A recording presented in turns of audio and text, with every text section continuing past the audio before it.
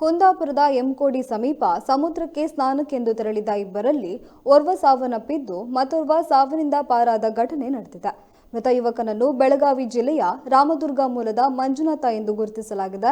ಕುಂದಾಪುರ ಪರಿಸರದಲ್ಲಿ ಕೂಲಿ ಕಾರ್ಮಿಕರಾಗಿ ದುಡಿದುಕೊಂಡಿದ್ದ ಮೃತ ಮಂಜುನಾಥ ಹಾಗೂ ಆತನ ಸ್ನೇಹಿತ ಕೆಲಸ ಇಲ್ಲದ ಕಾರಣ ಕುಂದಾಪುರ ಸಮೀಪದ ಎಂಕೋಡಿಗೆ ಸ್ನಾನಕ್ಕೆಂದು ತೆರಳಿದ್ರು. ಇಬ್ಬರು ಅರಬ್ಬಿ ಸಮುದ್ರಕ್ಕೆ ಇಳಿದ ಕಾರಣ ಅಲೆಯ ರಭಸಕ್ಕೆ ಮಂಜುನಾಥ ಎನ್ನುವವರು ಸಮುದ್ರದಲ್ಲಿ ಮುಳುಗಿದ್ದು ಇನ್ನೋರ್ವ ಸಾವಿನ ಅಂಚಿನಿಂದ ಪಾರಾಗಿದ್ದಾರೆ.